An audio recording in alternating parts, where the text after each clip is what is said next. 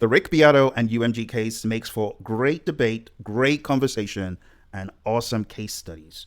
Let us not lose sight of the fact that this is a topic that needs to be discussed for many more years to come. So it's great for us to unravel what is going on under the hood and over the hood, for lack of a better word. When you take a look at both sides, one side appears to be a struggle for what is right for music and for creators.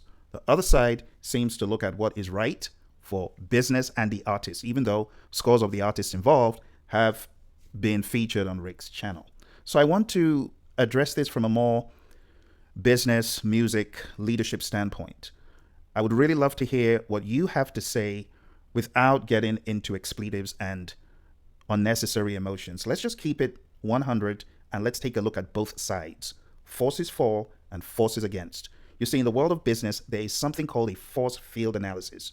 It looks at forces for one's position and forces against. Now, I want you just to take a few minutes and think about forces for Rick and his position. And then I equally want you to take a step back, put yourself into the shoes of UMG executives. And I want you to take a look and ask, what would I do if I was in that executive role? Give it some thought before you proceed. Okay, now you've done that. Let's jump in to this debate. Forces for and forces against. We're going to explore the ongoing dispute between Rick Beato. You probably know him, a prominent content creator. Rick's analysis, his interviews, they are truly awesome. They're great. There has not been another YouTube creator who understands the world and business of music and the music itself on equally impressive levels as Rick. So we got to give him his flowers. We got to give him his kudos. He's an awesome individual. Okay. But we're going to examine the controversy through a fair use lens. We're going to focus on key aspects, including procedural issues, fair use principles, and platform responsibilities. So let's begin with an overview of the Rick Beato versus UMG dispute, right? Then we'll go into a discussion about fair use, transformative nature of Rick's work, and finally, YouTube's mission, balancing creators and right holders' interests. A while back, I did a satirical video of Don P. Harris from UMG. I don't know if you ever watched that video, you can watch it, but I've been very diligent in exploring the forces for Rick and the forces against Rick. And this section introduces Rick Beato's role as a content creator and details UMG's copyright claims through YouTube's Content ID system. We're going to summarize the ongoing dispute and the challenges it presents for creators. Rick Beato is known for his music education and commentary, usually very outspoken about music that's good, music that, in his words, isn't that great, and individuals in the music business and those who are honest and those who are dishonest. He tells it like it is. His content, when he has interviews, often uses short musical excerpts to illustrate points. One of the favorites, two favorites, I've quite enjoyed his interviews with a number of people, but Keith Jarrett, being a huge Keith Jarrett fan, and George Benson as well. I love those interviews. His content is always spot on, and he knows when to ask questions and when to be quiet. Now, the Universal Music Group, UMG, is one of the big three. I call them the big three. Everyone calls them the big three because UMG has mammoth footprint. They've gobbled up so many people for dinner, and they have a huge footprint in the world of music. UMG has made numerous claims on Rick Beato's videos, alleging unauthorized use of their musical content. The dispute centers on whether Rick's use of musical excerpts qualifies as fair use or infringement. The complexity is heightened by UMG's repeated claims, despite procedural expiration rules creating tension on the YouTube platform. Now, if you stay tuned to Rick's channel, you will see there's a number of videos with UMG at the center of discussion and debate. A few weeks back, Rick got hit with so many content ID disputes and claims that before you could blink, he was on the verge of his channel being lost. This next section, we're going to explore the 30-day content ID dispute rule and the implications of UMG reclaiming claims after expiration. We consider how this affects creator trust and platform consistency. So YouTube's policy allows right holders 30 days to dispute content ID claims, and after expiration, claims should no longer be enforceable, ensuring timely resolution for creators. UMG has reportedly reclaimed claims outside of the allowed time frame, and that undermines YouTube's procedural rules and creates uncertainty for creators like Rick. Now, with that said, there is a loophole clause in all of that that allows UMG to come back with another claim if they feel their content or their rights are being threatened in some way, and they've obviously capitalized on that. Now, such procedural irregularities damage creators' confidence in YouTube's system, possibly discouraging valuable educational content by creating unpredictable risks. Now, on the side of the business, I could hear easily YouTube and UMG saying, that's not our business. We're not carrying the weight of the world on our shoulders. There are other platforms. Go do that on TikTok. Go do that on Facebook. Go do that somewhere else, but not here. So we got to balance both views. This next section, fair use considerations in music commentary and criticism, will outline how fair use applies to music commentary. And we're going to emphasize the legal and ethical grounds for using short excerpts in educational and critical contexts. So, what is allowed? Brief excerpts of copyrighted music. This helps illustrate points effectively. Now, I haven't gone through every single one of Rick's 2000 videos.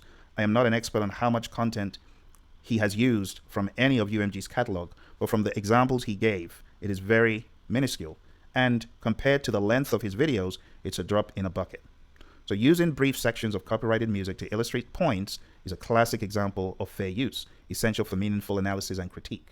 Musical excerpts provide context and clarity, and it enables viewers to better understand theoretical concepts, which supports the educational mission of creators like Rick. Now, Rick uses interviews as education, so it's very easy to see how he could claim those excerpts as fair use.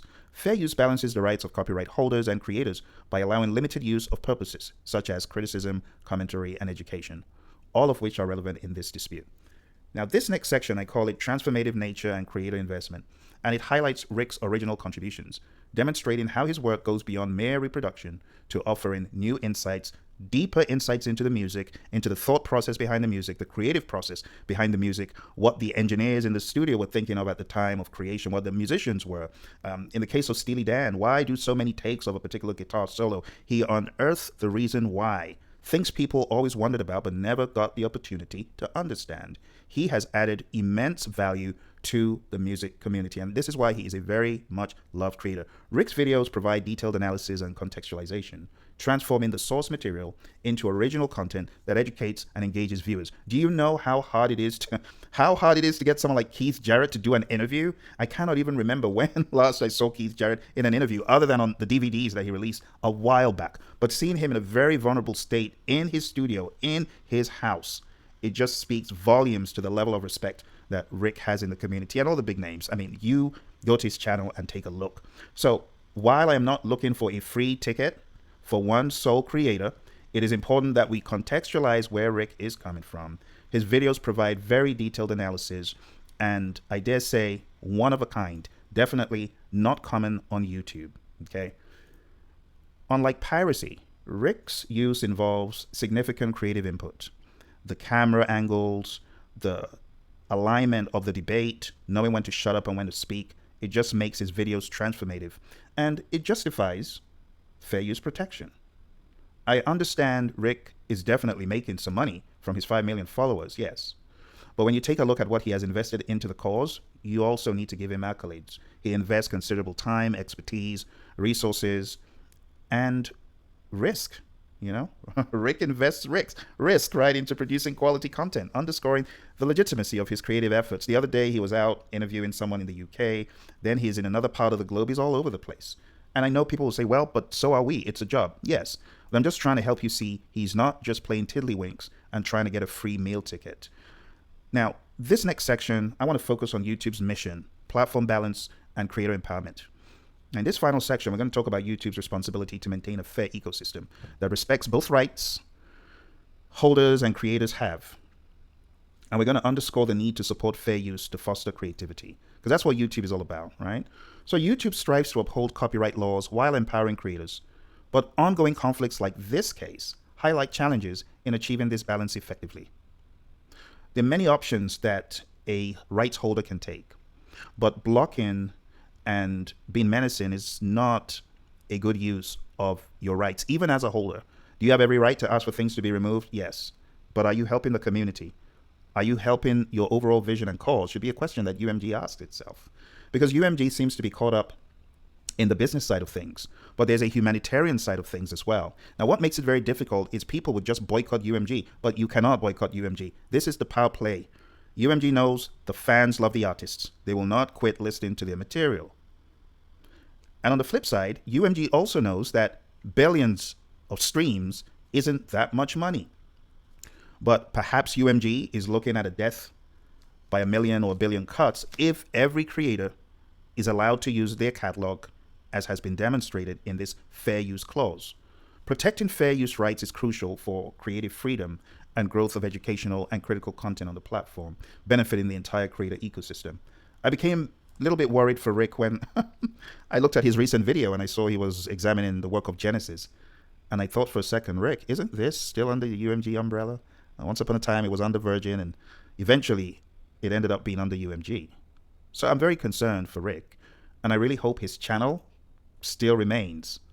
Now, how YouTube addresses this dispute, it's going to influence future content creation. It's going to impact trust. It's going to impact innovation. It's going to impact courage of creators. A lot of people are going to probably sit back and refrain from reviewing anything in the UMG umbrella. They might look to Sony or Warner or some other little guy. It is definitely going to affect things. And it's also going to affect the platform's cultural relevance.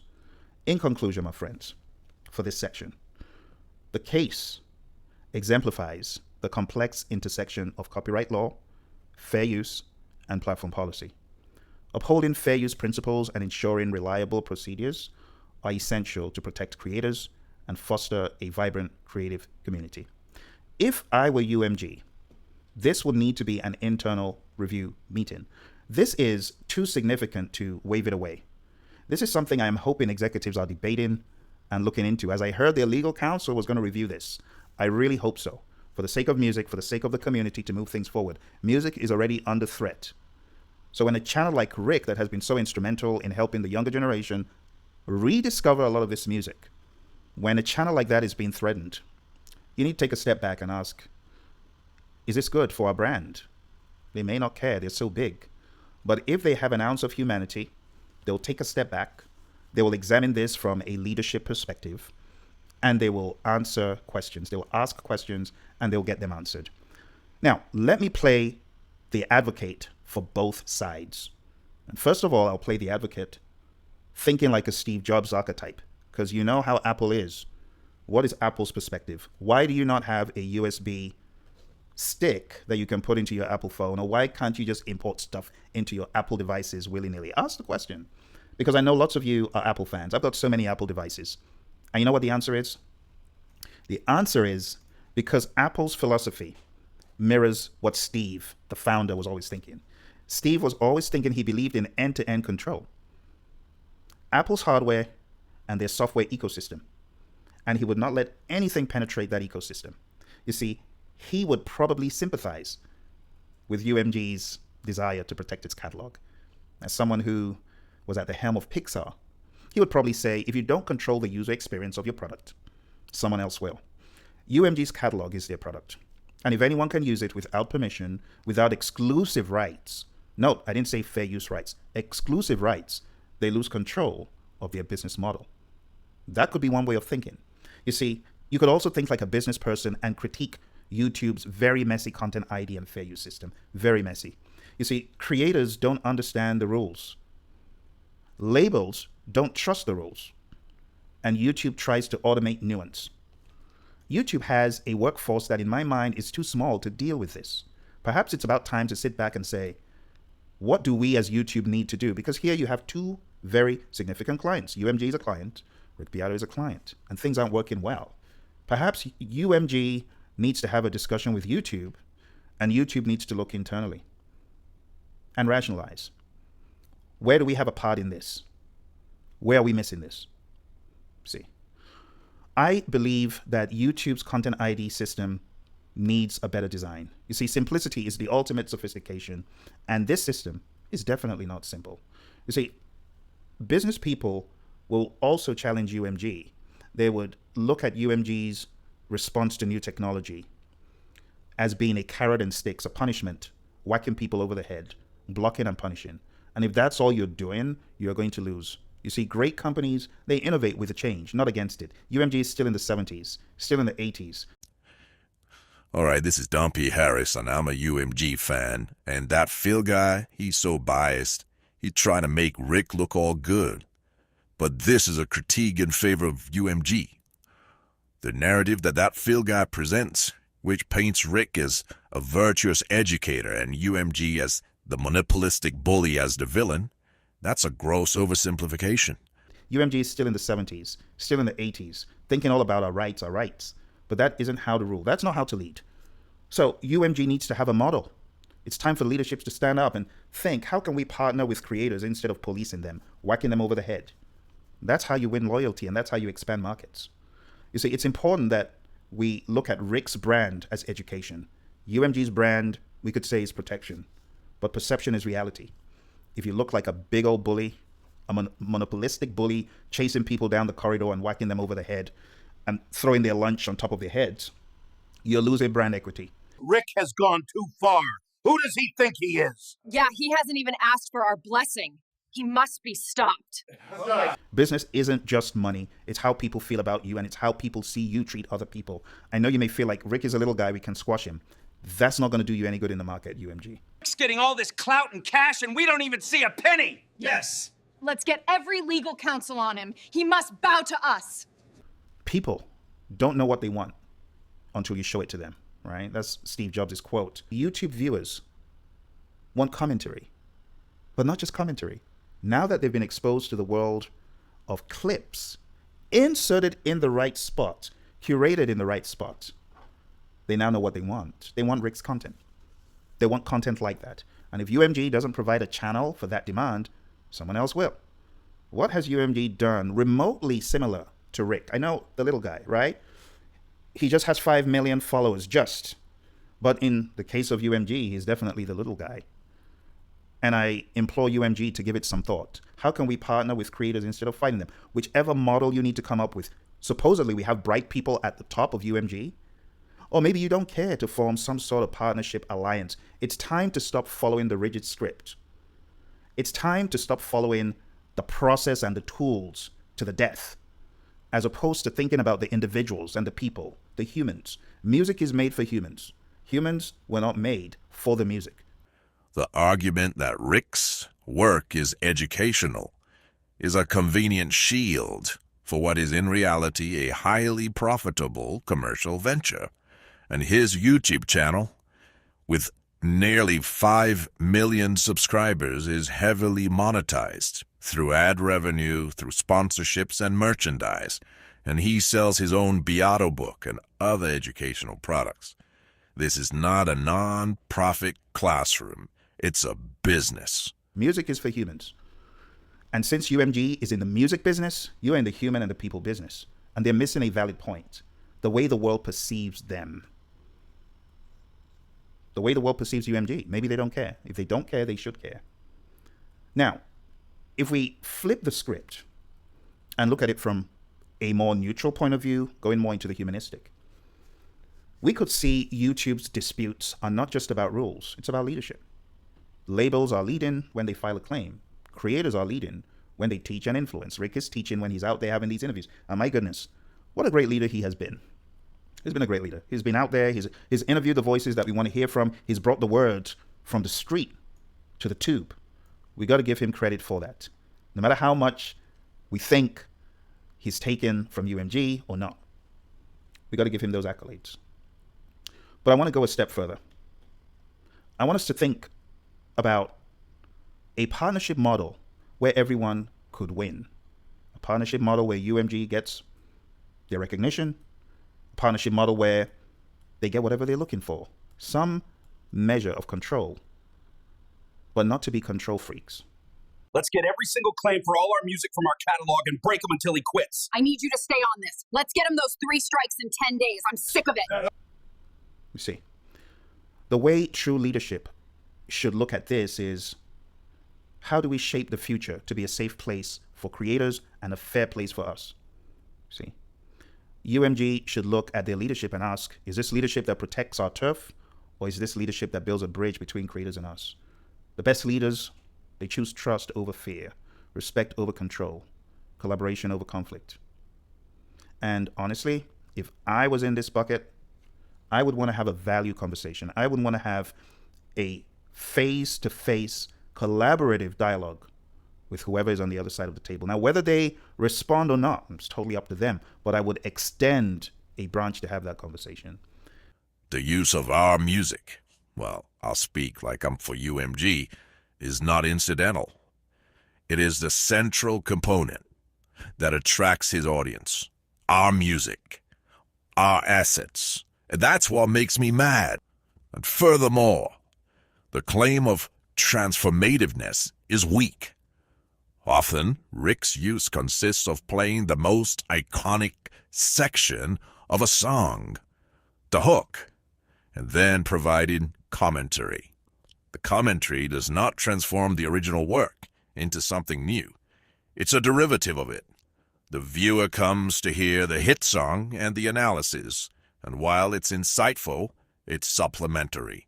The value is drawn directly from the appeal of our copyrighted asset, not from a new creation. Secondly, that Phil guy brought up nature of copyrighted work. Well, this factor weighs unequivocally in our favor. And the monologue states that using factual works is more likely to be fair use. Well, let me tell you something. Music is the antithesis of a factual work. It is a work of pure creativity and expression. This is the very type of content that copyright law was designed to protect. Most strongly, using a creative artistic work for commercial gain is far less to be considered fair use than, for example, quoting a historical document. Our music is not merely a historical document. The third thing that Phil guy brought up is amount and substantiality of the portion used. Now, this is perhaps the most critical point. The modeler claims that Beato uses brief musical excerpts and small bits. Now, this is rather misleading. He may use a short duration, but he invariably uses the qualitative core of the song. He doesn't play a random 3 seconds of ambient noise. He plays the signature guitar riff, the unforgettable chorus, the climactic solo, and this is the heart of the work. I would want to have a value conversation. I would want to have a face-to-face collaborative dialogue with whoever is on the other side of the table. Now, whether they respond or not, it's totally up to them, but I would extend a branch to have that conversation. Because no matter how much we fight, strength, battle of wills, it will not prevail. What is going to prevail in this case is human to human conversation, working together. But again, you heard what I said in the very beginning. I said I wanted to look at this as an academic and music and business, legal dialogue all at once. So with what I have shared with you so far, my friends, what are your thoughts? There are forces for Rick's position. There are forces against Rick's position. There are things we could easily argue from both sides, right? We could look at this as truth versus power. We could look at this as automation without conscience. Yeah, okay, the automated system flagged it. But do we have a conscience to understand that with great power comes great responsibility? UMG's catalog is mammoth. Are they going to keep preventing people from telling the story behind the music? Here we are criticizing AI music. And we often say it's because there's a bigger story behind the humans who create the music. But now is UMG stifling the ability to have the conversations about the music?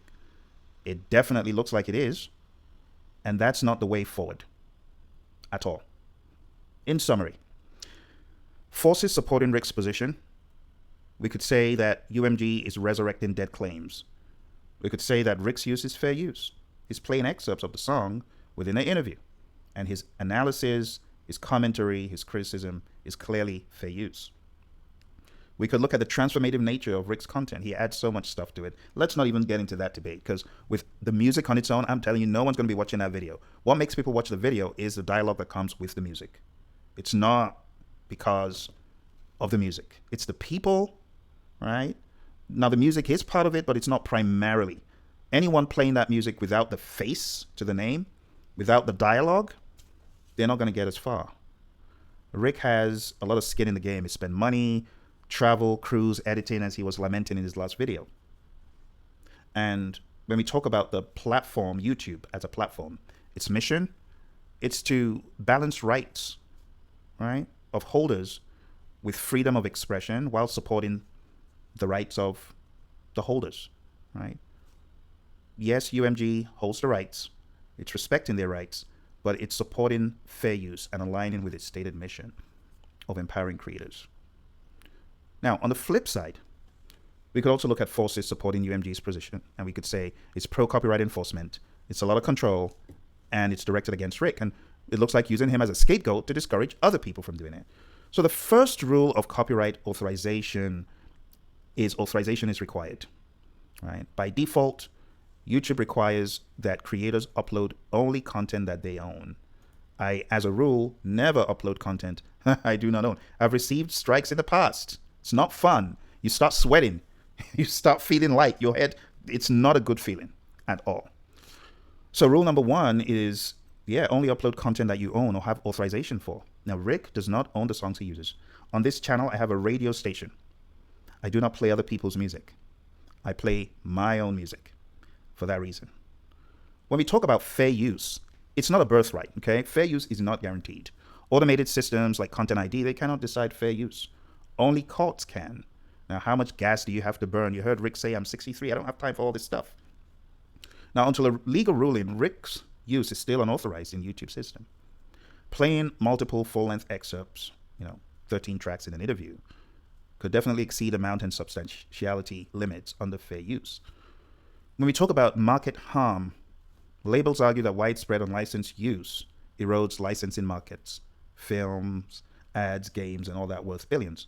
If millions of creators can use iconic riffs or choruses for free, then the demand for licenses plummets, and that's an existential risk, they would argue. I'm not here to argue about how much artists get, after all, anyway, from these record labels. But I'm here to be a voice of reason, forces for and forces against.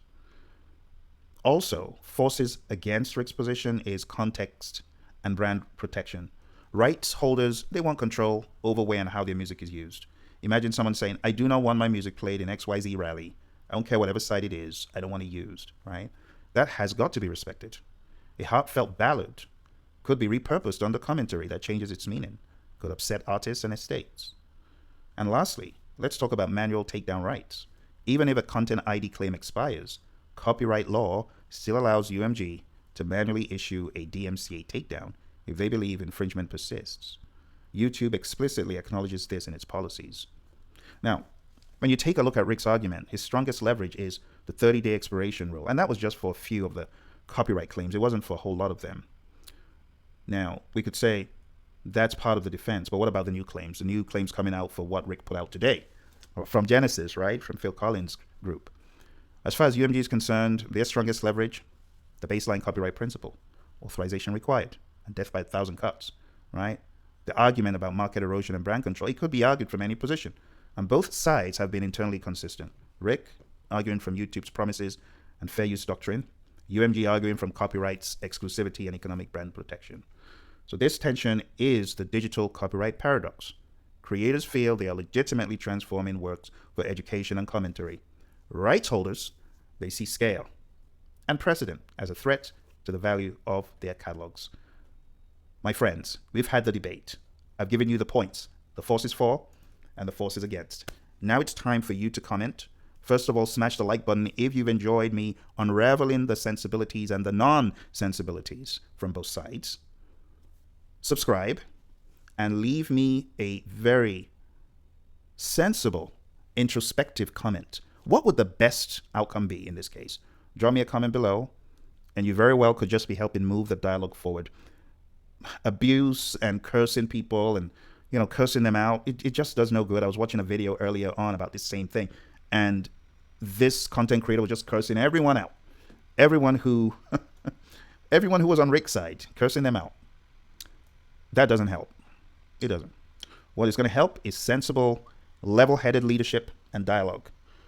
Leadership is what's going to move this forward.